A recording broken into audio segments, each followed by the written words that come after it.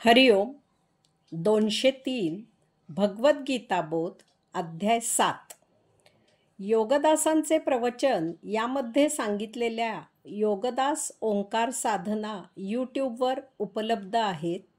योगदास ओंकार साधना असे टाईप करून सर्च करावे. हरिओम भगवद्गीता बोध योगदास श्री जय गणेश जोशी यांनी केलेले निरूपण. अध्याय 7 ज्ञान विज्ञान योग. ओम श्री परमात्मने नमः. अथ सप्तमोऽध्यायः. जय योगेश्वर. परमात्म्याला नमस्कार. अध्याय 7 श्लोक क्रमांक 6. एतद्योनीनि भूतानि सर्वाणि इति उपधारय अहं कृतस्नस्य जगता प्रभवा प्रलया तथा. त्याला जोडूनच श्लोक क्रमांक 7. मत्तः परतरं न अन्यत् किंचित अस्ति धनंजय मयि सर्वं इदं प्रोतं सूत्रे मणिगणाः इव. अशा प्रकारे अपरा आणि परा या दोन प्रकृत्या सर्व प्राणीमात्रांच्या उत्पत्तीस कारणीभूत आहेत. मीच या संपूर्ण विश्वाचा उद्भव आणि प्रलयही आहे. धनंजया, माझ्यापेक्षा दुसरं असं काहीही, अगदी जरासुद्धा किंचित मात्रही नाही. सुताचेच आणि सुताच्याच धाग्यात ओवलेले असावेत त्याप्रमाणे मी सर्वात ओतप्रेत भरलेला आहे. श्लोक क्रमांक 4 आणि 5 मध्ये आपण पाहिलं की अपरा आणि परा प्रकृती म्हणजे आपण नाही. आपण या दोन्ही प्रकृत्या निर्माण करणारे आहोत. आपण त्याही पलीकडे आहोत. हेच ज्ञान येथे भगवंत श्री ठोसपणे समजावून सांगत आहेत. यानंतर यामधून ते एक जीवन सिद्धांत मांडत आहेत. श्लोक क्रमांक 4 आणि 5 मध्ये आपण पाहिलं की अपरा प्रकृती म्हणजे आपली देहादी इंद्रिय. पराप्रकृती म्हणजे या देहादी इंद्रियांना जिवंत ठेवणारा जीवात्मा. पराप्रकृतीमुळे अपराप्रकृती कार्यरत होते. पराप्रकृती आपल्यामुळे अंशात्मक आत्मतत्वामुळे कार्यरत होते. आपण म्हणजे अंशात्मक आत्मतत्व या अशा अपरापरा प्रकृतीत वास्तव्याला येत असतो.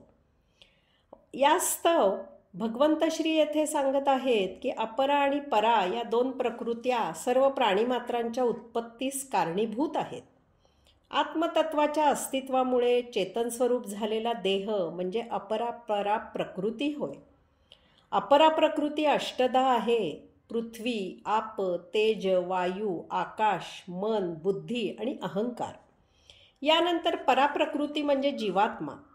यामध्ये पृथ्वीपासून जीवात्म्यापर्यंत एक एक सूक्ष्म सूक्ष्म होत जातं. अपरा म्हणजे प्रकृतीची आपल्याला दिसत असलेली 5 अंगे आणि दिसत नसलेली 3 अंगे. या सर्वाला चेतन करणारा, जिवंत ठेवणारा जीवात्मा या पलीकडे आणखीनच सूक्ष्म आहे. जीवात्म्याला चेतना देणारा याहूनही वेगळा आहे. याचाच अर्थ अपरा आणि पराप्रकृत्या त्या मूळ चेतनेमधूनच आहेत. ती चेतना जीवात्म्याहून सूक्ष्म आहे. तीच या सर्वाला कारणीभूत आहे. त्यालाच आपण आत्मा असे जाणतो. आत्मा हा परमात्म्याचाच अंश आहे. तेव्हा आत्मा परमात्मा एकच आहे. जीवात्म्याला चेतना देणारा म्हणजे पराप्रकृती निर्माण करणारा परमात्मा आहे. जीवात्मा अपरा प्रकृतीला चेतना देतो म्हणजे अपरा प्रकृतीही परमात्म्यामधूनच निर्माण होते. आता अगदी स्वाभाविकच पहा की आपण म्हणजे अंशात्मक आत्मा जर या देहामधून बाहेर जाईल तर पराप्रकृती म्हणजे जीवात्मा चेतनमय राहू शकणार नाही. पराप्रकृती चेतनमय नाही म्हणजे आपोआपच अपराप्रकृती ही चेतना गमावणार. याचा अर्थ अपरा परा या दोन्ही प्रकृत्यात अंशात्मक आत्मतत्व जोपर्यंत आहे तोपर्यंतच या दोन प्रकृत्यांना चेतना, जीव, अस्तित्व आहे. अंशात्मक आत्मतत्व नाही म्हणजे ते चेतनेच्या अभावामुळे या प्रकृत्यांचा मृत्यू होय. यावरून हेच सिद्ध होते की जर प्रकृतीत आत्मतत्व असेल तरच प्रकृती आहे. आत्मतत्व नसेल तर प्रकृती नाही. म्हणजे आत्मतत्व आहे म्हणजे प्रकृती उद्भवते आणि ते नसेल तर ती लय पावते, नष्ट होते. भगवंत श्री हे परमात्मा आहेत, तेच तो मूळ चेतन स्रोत आहेत, तेच पूर्ण अवतारी आहेत. परमात्मा मानवी देह धारण करून भगवान श्रीकृष्ण म्हणून येथे पृथ्वीवर अवतारित झाले आहेत. यास्तव ते म्हणत आहेत की मीच या विश्वाचा उद्भव आणि प्रलयही आहे. त्या दिव्य चेतनेमुळे भगवंत श्रींमुळेच येथील समस्त प्राणीसृष्टी या सृष्टीलीलेचा आनंद घेत आहे. याचा अर्थ भगवंत श्री हे सृष्टीचे निर्माते आहेत. पुढे ते म्हणत आहेत की सृष्टीचा विनाशही माझ्यातच होतो, तसेच मीच या सृष्टीत ओतप्रत भरलेला असतो. ही समस्त सृष्टी म्हणजे मीच आहे, इतर काहीही नाही. कोणतीही वस्तू गोष्ट शक्तीशिवाय असू शकत नाही. मग ती शक्ती कमी जास्त असू शकेल, परंतु वस्तूच्या अस्तित्वासाठी शक्ती अत्यावश्यक आहे. यापुढे विशेष म्हणजे प्रत्येक वस्तूच्या मागे असलेली शक्ती ही सूक्ष्म शक्तीच असते. याचा अर्थ वस्तूचा विचार करता तिच्या मागील शक्ती सूक्ष्म असते, शक्ती दृश्य नसते. आपल्याला वृक्ष जमिनीच्या वर दिसतो, परंतु त्याचा डोलारा त्याच्या मुळांवर उभा असतो. वृक्षाची मुळे जमिनीत खूप खोलवर असतात. ती वृक्षाची शक्ती आपल्याला दिसत नाही. हुशार मुलगा परीक्षेत छान गुण मिळवतो, त्याची बुद्धी ही त्याची शक्ती असते, ती दृश्य नसते. अशी अनेक उदाहरणे देता येतील. येथे भगवंत श्रींनी सुताच्या मण्यांची माळ आणि त्या मण्यांना जोडणारे सूत, दोरा याचे उदाहरण दिले आहे. भगवंत श्री सांगत आहेत की महातत्वांमधून सूत निर्माण होते. त्या सुताचे मणी तयार केले आणि ते मणी सुताच्या दोऱ्यात ओवले. याचा अर्थ सुताच्या मण्यांना सुताच्या दोऱ्याचा आधार आहे. त्यामागे सुताच्या दोऱ्याची शक्ती आहे, परंतु तो सुताचा दोराही पंचमहातत्वांपासूनच निर्माण झाला आहे. याचा अर्थ त्या सुताच्या दोऱ्यामागे पंचमहातत्वांची शक्ती आहे. पंचमहातत्वे आत्म्यामधून निर्माण झाली आहेत. याचा अर्थ ते सुताचे मणी आणि त्यांना जोडणारा सुताचा दोरा या सर्वांमागे आत्मशक्तीच आहे. म्हणजेच या सर्वामागे परमात्माच आहे, भगवंत श्रीच आहेत. सर्वामागे ती दिव्य शक्ती आहे. सूत, त्याचे मणी, त्यांना जोडणारा सुताचा दोरा हे सर्व एकाच शक्तीमुळे कार्यरत आहेत. या सर्वांचा निर्माता भगवंत श्रीच आहेत. हे सर्व म्हणजे ती दिव्य चेतना म्हणजेच भगवंत श्रीच आहेत. या विश्वातील यच्चयावत वस्तू म्हणजे ती दिव्य चेतना आहे. ते भगवंत श्रीच आहेत, इतर काही असूच शकत नाही. कारण प्रत्येक वस्तूला निर्माण व्हायला, सचेतन व्हायला दिव्य चेतनेची, आत्मतत्वाची आवश्यकता असते. त्या दिव्य चेतनेशिवाय काहीही शक्य नाही. याचा अर्थ एका भगवंत श्रींशिवाय येथे काहीही असूच शकत नाही.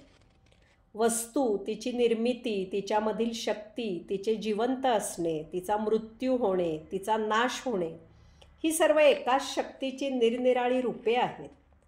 याचे दोन प्रमुख भाग आहेत. एक म्हणजे जन्म आणि दुसरा म्हणजे मृत्यू. तारणे आणि मारणे, सकारात्मक आणि नकारात्मक, ऊन आणि थंडी, काळोख आणि उजेड, देव आणि दानव, महात्मा आणि दुरात्मा, सज्जन आणि दुर्जन, अमृत आणि विष, उत्पत्ती आणि विनाश, ही दोन्ही एकाच भगवंत श्रींमधून येत आहेत. ते या दोन्ही मागे अप्रगट आहेत, परंतु या परस्पर विरुद्ध शक्ती एकाच भगवंत श्रींमधून येत आहेत. जे प्रगट आहे ते भौतिक संसार आहे, जे अप्रगट आहे ते अध्यात्म परमात्मा आहे. हे प्रगट नष्ट झालं की ते त्या अप्रगट शक्तीत परमात्म्यात विलीन होते. या पलीकडे या जगतात इतर काहीही नाही. एकच एक परमात्मा आहे. चांगले वाईट ही दोन्ही त्याचीच रूपे आहेत. हे सत्य सांगायला आणि पचवायला धैर्य लागते. चांगले ते मी केले आणि वाईट ते दुसऱ्याने केले हे सांगणे व्यवहार आहे. जगतात जे जे छान छान चांगले होते ते देवामुळे होते. जगतात जे जे वाईट होते, दुराचार होतो, तो सैतानांमुळे, दानवामुळे, राक्षसांमुळे होतो. हे सांगणे सोपे आहे, परंतु हे सर्व माझ्याचमुळे होते हे सत्य सांगणे कठीण आहे. भगवंत श्री येथे हेच मूळ तत्व सांगत आहेत. मी परमात्मा हा एकच एक चेतनेचा स्रोत या विश्वात आहे. या चेतनेमधूनच सर्व काही उत्पन्न होते आणि आयुष्य संपले की ते त्या मूळ चेतनेत परमात्म्यातच विलीन होते. आकाशात वारा उत्पन्न होतो, आकाशातच तो वाहतो आणि आकाशातच तो मंदावतो आणि विलीन होतो, थांबतो. सोन्यापासून अनेक प्रकारचे विविध दागिने तयार केले तरी ते जेव्हा नष्ट होतील तेव्हा ते सोन्यातच विलीन होतील. किंवा सोन्याचा हार मोडून त्याची अंगठी करायची असेल तर आधी हार सोन्यात विलीन करावा लागतो आणि मग त्या सोन्यापासून अंगठी तयार केली जाते. अशा या परम आत्म्याला जाणून घ्यावे. जगतातील प्रत्येक गोष्ट त्या परम आत्म्यातच विलीन होणार आहे. याला अन्य पर्याय नाही. आयुष्य हे एक वर्तुळ आहे. या वर्तुळाकार जगतात कोणी कितीही फिरला तरी तो शेवटी परमात्म्यालाच येऊन मिळणार आहे. जो मिळणार नाही तो या वर्तुळात भरकटत राहील. सूर्याकडे सन्मुख होऊन जीवनाचा प्रवास केला तर लवकर सूर्याला जाऊन मिळाल. सूर्याकडे दुर्मुख होऊन पाठ दाखवून जीवनाचा प्रवास केला तरीही शेवटी सूर्यालाच जाऊन मिळाल. त्याला अन्य पर्याय नाही. परंतु लक्षात असू द्या की या उलट्या प्रवासात भौतिक हाल होतील. भोगापवर्गता आयुष्य जीणं हैराण करतील. यालाच नरक यातना म्हणतात. याचा विचार ज्याचा त्याने करावा. शक्ती एकच एक असायलाच पाहिजे, ती विभाजित असू शकत नाही. दोन शक्ती एकत्र काम करू शकत नाहीत, ते अशक्य आहे. आपल्याकडे 3 फेज इलेक्ट्रिक प्रवाह असतो. यातील 2 फेजेस एकत्र केले तर आग लागते. याचप्रमाणे देव अथवा दानव या शक्तींचा मूळ स्रोत एकच असायला पाहिजे. 2 असतील तर जगतात अनागोंदी माजेल. ही वस्तुस्थिती भगवंत श्री साफ सरळ सांगत आहेत. ती समजायला जरा कठीण आहे, परंतु समजून घ्यावी. न समजणारे भगवंत श्रींना युद्धखोर म्हणतात. गीता युद्धयोग शिकवते अशी समजूत अनेक जण करून घेतात. भगवंत श्रींना अहंकारी म्हणतात. अर्जुन युद्ध न करता निघून जात होता तेच योग्य होते असे म्हणतात. परंतु यामुळे संहार थांबणार नव्हता. संहार दुर्जनांच्या ऐवजी सृजनांचा झाला असता. विश्वातील विरुद्ध बाजू समजावून देऊन ती योग्य मार्गी आणणे हेच त्यांच्या अवताराचे कार्य आहे, हे समजून घ्यावे. या 2 विरुद्ध बाजू मानवाला येथे आयुष्य जगायला आवश्यक आहेत. त्याचा दुरुपयोग करणाऱ्यांना जरब बसविणे हेच योग्य आहे. आजही अणू मानवाला भौतिक जीवनाला वरदान आहे, परंतु त्याचा दुरुपयोग मानवाला नष्ट करणारा आहे. याचा अर्थ अणू वापरायचाच नाही असे नाही, तर जे दुरुपयोग करत आहेत त्यांना जरब बसविणे हेच योग्य आहे. अशांती आणि शांती दोन्ही परमात्माच आहे. ज्याने मृत्यूला ओळखले त्याने जीवन ओळखले. प्रकाश आणि काळोख निराळे नाहीत, तो एक प्रवाह आहे. फूल आणि काटे दोन्ही परमात्माच आहे, हे ओळखणे महत्त्वाचे आहे. परस्पर विरुद्ध गोष्टींच्या जन्ममृत्यूच्या अतीत जाणे म्हणजे त्या मूळ स्रोतात जाणे. तोच परम आत्मा आहे, तेच कैवल्य धाम आहे. हरिओम.